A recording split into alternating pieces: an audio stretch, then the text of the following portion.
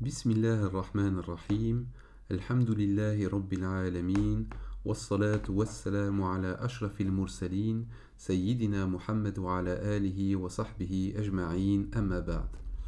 Dans cette vidéo, je vais vous donner un aperçu général de mon livre qui s'intitule La participation politique en islam. Le livre fait environ 300 pages et il est divisé en deux parties. Dans la première partie, je traite de plusieurs sujets liés à la politique, comme le principe de consultation, shura, le mode de succession, l'obéissance au gouverneur, la question du tirage au sort, la participation politique des femmes et autres. Et dans la seconde partie, je traite de la question du vote, ou pour être plus précis, je fais un essai argumentatif sur la question de la participation politique en situation de faiblesse au sein d'un système qui n'applique pas la législation divine. Dans cette vidéo, je vais traiter uniquement de la seconde partie. Alors, il y a plus de 10 ans déjà, la polémique du vote faisait rage sur les réseaux sociaux, entre ceux qui considèrent que cela relève de la mécréance, en s'appuyant notamment sur le verset « et ceux qui ne jugent pas d'après ce qu'Allah a révélé, ceux-là ce sont eux les mécréants », et entre ceux qui estiment que cela est licite, voire obligatoire, en s'appuyant sur les récits du prophète Youssouf alayhi salam, et du Négus. Pour écrire ce livre, je me suis basé sur de nombreux ouvrages. Pour n'en citer que quelques-uns, parmi les savants qui sont pour la participation, nous avons Al-Mawardi, 5e siècle de l'Hégire, qui a écrit Al-Ahkam Sultaniya, les statuts gouvernementaux, Ibn Taymiyyah avec son recueil de fatwa, Majmou' al-Fatawa, et plus récemment Al-Qardawi et son livre Ad-Din wa Siyasa, et Omar Sulayman al-Ashqar qui a écrit Hukm al-Musharaka fil Wizara wal Majalis al-Niyabiyya.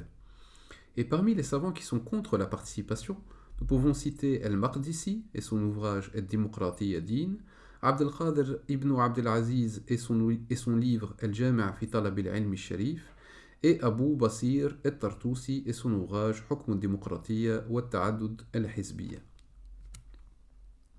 Un des chapitres les plus importants dans ce livre est celui qui traite du jugement par quelque chose d'autre que ce qu'Allah a révélé. Al-Hukmu bi ghayri ma anzalallah. Dans le livre, on cite les causes de la révélation de ce verset. Ici, on va vous donner uniquement ce qui en a été déduit. Alors, il y a 3 éléments. Premièrement, les personnes concernées par ce récit n'étaient pas en situation de faiblesse, mais elles avaient bien la capacité d'appliquer la loi divine. Deuxièmement, ces personnes ne s'étaient pas contentées d'appliquer un verdict injuste, mais elles ont fait de ce jugement une loi instaurée. Et troisièmement, elles ont commis un reniement, un juhud, en attribuant cette loi à Dieu. Vous pouvez revenir au tafsir de votre choix, vous verrez qu'à un moment donné, le prophète sallallahu alayhi wa sallam les interroge en leur demandant si cette loi existe bien dans la Torah. Ils répondent que oui, alors que cela est faux. Les savants ont divergé sur ce sujet et il y a 3 avis principaux. Le premier avis est le plus laxiste, car il considère que le fait de rendre un verdict injuste, ou pire encore, le fait d'instaurer une loi impie, ne prouve pas que la personne a renié la législation divine. En effet, peut-être que ce dirigeant a commis ces actes pour obtenir de l'argent, mais qu'il considère toujours au fond de lui que la loi divine devrait être appliquée et que rien ne lui est supérieur. Ainsi, selon cet avis, ces actes ne sont pas considérés comme une mécréance majeure qui fait sortir de l'islam, mais plutôt comme une mécréance mineure, kufr duna kufr.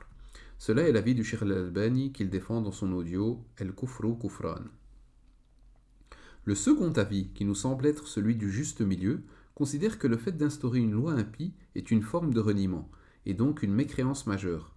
Par contre, si la personne a instauré la charia comme unique source de législation, mais qu'elle se montre parfois injuste dans un procès, alors cela est une mécréance mineure, kufr duna kufr. Cela est l'avis d'Ibn Taymiyyah, d'Ibn al-Qayyim, d'Ibn Kathir et autres. Le troisième avis, qui est le plus radical, considère que celui qui rend un verdict injuste tombe dans la mécréance, et ce, même si la charia est la seule source de législation officielle. Cet avis est très faible, car aucun savant par le passé n'a accusé les califes omeyyades ou abbassides de mécréance malgré leur injustice. Dans le livre, on analyse en détail les arguments des différents avis. Alors en résumé, pour vous donner une petite conclusion sur le sujet, il est possible de concilier les 2 premiers avis en faisant une distinction entre les jugements d'ici-bas et les jugements dans l'au-delà. C'est-à-dire que lorsque les partisans du premier avis déclarent que l'instauration d'une loi impie ne prouve pas le reniement, ils ont raison pour l'au-delà, chez Allah, car seul Allah connaît le contenu des cœurs. Mais ils ont tort pour le jugement d'ici-bas, car on juge selon l'apparent.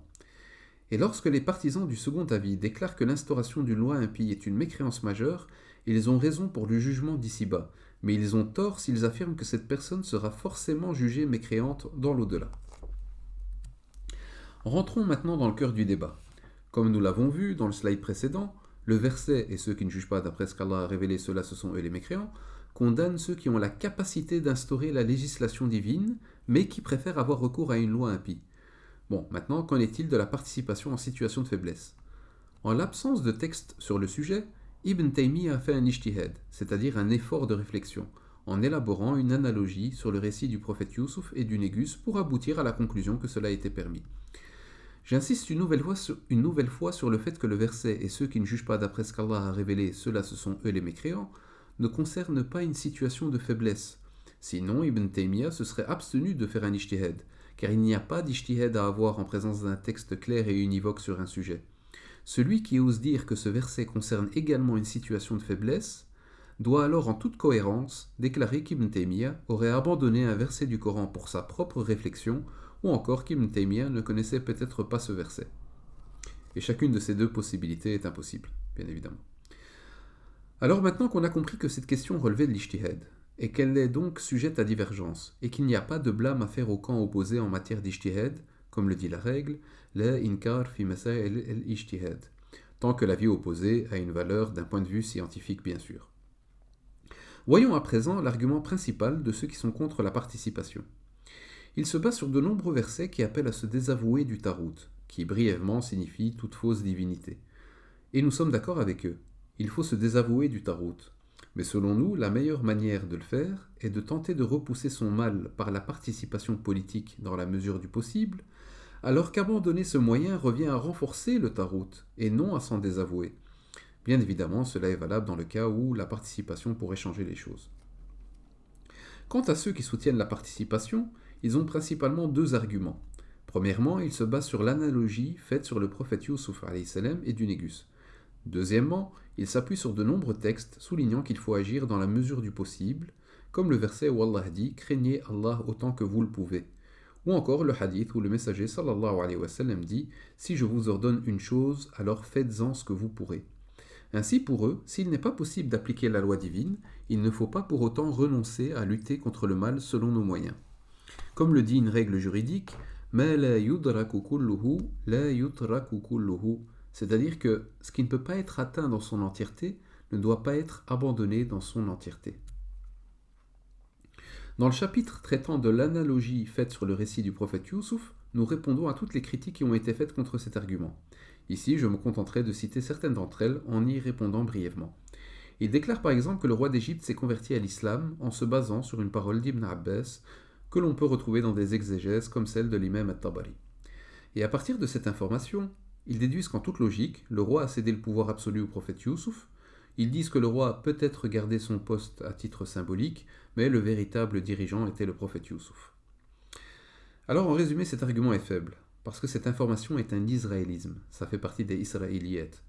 Le messager sallallahu alayhi wa sallam nous a permis de rapporter les dires des gens des anciennes écritures, raison pour laquelle de grands exégètes comme l'imam at-Tabari l'ont fait, à condition de ne pas confirmer que cela est vrai et de ne pas les traiter de mensonges, à moins que cette parole contredit clairement un texte islamique. Et cela est bien le cas, car Allah a dit dans la sourate 40, verset 34, « Certes, Youssouf vous est venu auparavant avec les preuves évidentes, mais vous n'avez jamais cessé d'avoir des doutes sur ce qu'il vous avait apporté. Et de toute manière, même en supposant que le roi se soit converti plus tard, personne ne remet en doute que le roi n'était pas musulman au moment où Youssouf a demandé un poste politique. Et même plus fort que ça, le prophète Youssouf alayhi salam le dit lui-même à la fin de la sourate. Il dit « Rabbi qad ataytani min al-mulk » Seigneur, tu m'as donné une parcelle d'autorité, ou une partie du pouvoir. Car le min en arabe dans ce contexte signifie une partie de quelque chose. En arabe on dit que c'est min at-tab'id. Donc cela prouve qu'il n'avait pas le pouvoir absolu.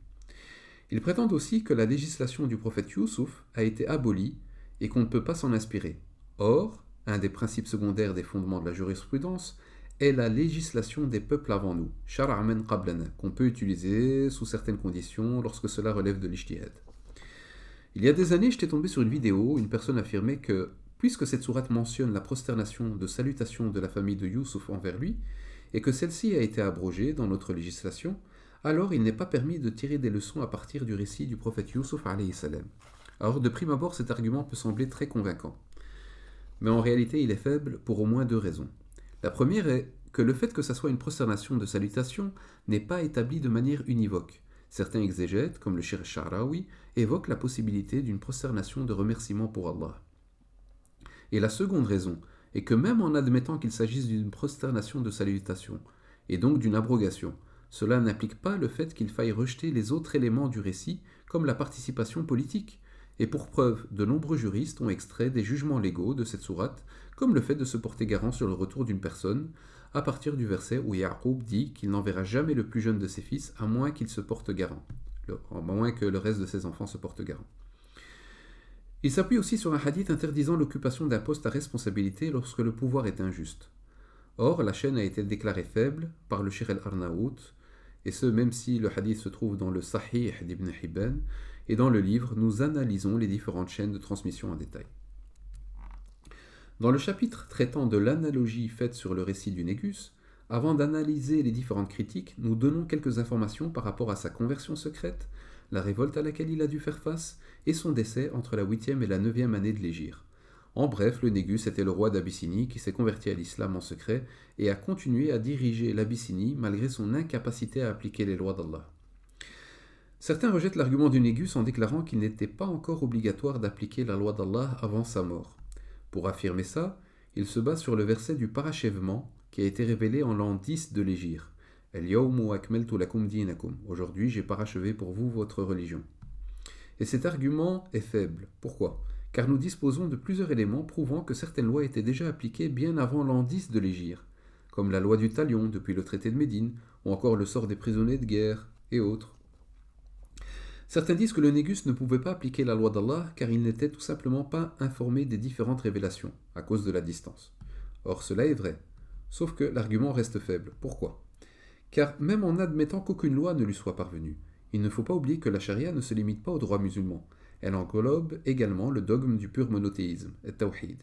Et le Négus ne pouvait même pas dévoiler sa conversion. Alors que dire du fait de déclarer l'islam comme religion de l'État abyssin ? Dans le chapitre traitant de la biographie du messager sallallahu alayhi wa sallam, nous traitons de certains événements comme le pacte des vertueux, Hilf al-Fudul, et le pacte de Hudaybiyah, qui sont utilisés comme argument par ceux qui estiment que la participation politique est licite. Et nous répondons également à certaines critiques qui ont été faites par le camp opposé, comme le fait que le pacte d'Al-Hudaybiyah aurait été une permission exclusive d'Allah pour le messager sallallahu alayhi wa sallam par le biais de la révélation. Ils disent donc qu'il n'est pas permis de s'en inspirer pour faire une analogie. Et cela est bien évidemment faux. Pour preuve, dans son célèbre débat contre les Kharijites, Ibn Abbas a défendu l'imam Ali qui avait retiré son titre de commandeur des croyants dans le pacte de paix signé avec Muawiyah, en faisant une analogie avec le messager sallallahu alayhi wa sallam qui avait également retiré son titre de messager d'Allah dans le pacte de Hudaybiyah. Les partisans de l'interdiction avancent aussi comme argument le fait que le messager sallallahu alayhi wa sallam n'a pas cherché à intégrer Dar al-Nadwa, qui était en quelque sorte à l'époque le parlement de la Mecque pour tenter d'améliorer la situation des musulmans. En réponse à cela, nous disons que les mécréants posaient comme condition le fait que le messager sallallahu alayhi wa sallam abandonne la prédication, ce qui est hors de question. Ainsi, cet argument prouve seulement que si le prix à payer pour la participation politique est l'abandon de la da'wa, alors il faut renoncer à la participation, car dans la balance, la da'wa est évidemment plus importante.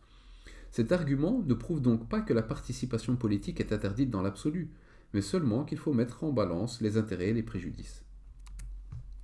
L'un des arguments de ceux qui sont contre la participation est qu'il ne faut pas donner le pouvoir à celui qui le demande, conformément à de nombreux hadiths, comme celui où il est dit que celui qui demande le pouvoir et l'obtient ne sera pas aidé, alors que celui qui l'obtient sans le demander sera aidé.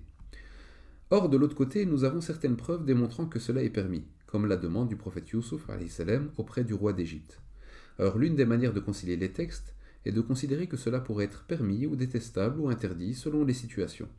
Par exemple, Ibn Hajar considère cela détestable. D'autres savants comme Al-Bukhari ont préféré ne pas se prononcer sur la question, raison pour laquelle il rapporte ce hadith sous deux chapitres différents. Le premier étant celui qui ne sollicite pas l'autorité sera aidé par Allah, et le second est celui qui sollicite l'autorité devra compter sur lui-même. Dans son commentaire du Sahih de Muslim, Abu al-Abbas al-Qurtubi, à ne pas confondre avec le célèbre exégète, considère que cela est interdit s'il y a d'autres personnes plus compétentes qui peuvent accomplir cette tâche. Comme nous pouvons le voir, cela dépend donc des situations, des motivations de la personne et autres. Nous traitons dans ce livre également de la règle du moindre mal pour éclaircir certaines conceptions erronées sur le sujet. Par exemple, il y a des années en arrière, une vidéo d'un jeune anglophone sur les réseaux sociaux circulait. Il déclarait qu'il ne fallait pas avoir recours à cette règle, car au final, le moindre mal reste un mal. Et cela est totalement faux. Il faut faire une distinction entre l'appellation et le statut légal. Par exemple, le messager sallallahu alayhi wa sallam a appliqué le moindre mal en laissant un bédouin uriner dans la mosquée. L'une des raisons est que si on l'aurait bousculé vers la sortie, il y aurait de l'urine à différents endroits, alors qu'au moins en le laissant terminer, l'impureté est limitée à un seul endroit et donc c'est plus facile à nettoyer. Dans cet exemple, le fait que quelqu'un urine à la mosquée est un mal, mais le laisser-faire est licite, voire obligatoire si c'est un moindre mal. Quand je dis le laisser-faire, c'est-à-dire le laisser continuer. Cela est pareil avec les instructions qu'Al-Khidr a reçues d'Allah dans la sourate La Caverne. Endommager un bateau est un mal, mais cela est licite, voire obligatoire si cela permet d'éviter un mal plus important.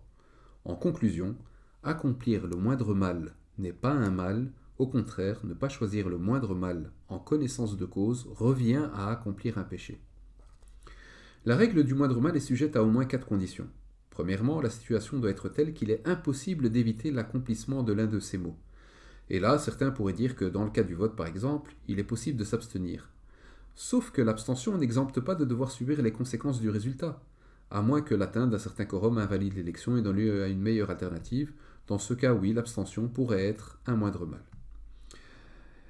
Deuxièmement, ce choix doit être basé sur des critères religieux. Troisièmement, cela ne doit pas causer un mal identique ou plus grave. Et finalement, il faut avoir de forts soupçons que l'intérêt ou le danger est réel. Alors certains disent qu'il n'y a pas de moindre mal, que c'est le choix entre la peste et le choléra, mais même s'il n'y avait qu'1% de différence, alors il y a un moindre mal. Ibn Taymiyyah rapporte dans son recueil de fatwa cette sagesse: le doué de raison n'est pas celui qui sait distinguer le bien du mal, mais celui qui sait distinguer le meilleur entre deux biens et le pire entre deux maux. Dans cette présentation, je n'ai traité que de quelques chapitres. Vous trouverez dans le livre d'autres thématiques, telles que la problématique de la prosternation de serment et la question de l'alliance et du désaveu. Là, on arrive à la conclusion du livre. Alors, après avoir analysé les arguments des deux camps, pour notre part, il nous semble que la participation politique est permise, voire obligatoire en situation de faiblesse, selon certaines conditions. Pour n'en citer que quelques-unes, il faut avoir une bonne intention, c'est-à-dire que la personne qui participe politiquement doit le faire en ayant comme objectif de repousser le mal autant que possible selon des critères islamiques. Il faut se désavouer idéologiquement, donc la participation pourrait être interdite pour les gens influençables qui, à force de participer, pourraient adhérer idéologiquement à des principes qui ne sont pas islamiques. Il faut avoir aussi de fortes présomptions que notre action sera prise en compte, donc cela ne sert à rien de participer à une élection truquée. Et la détermination du moindre mal doit être faite par un comité d'experts, réunissant aussi bien des savants religieux que des savants des sciences profanes, et il ne faut pas délaisser la prédication, la da'wa.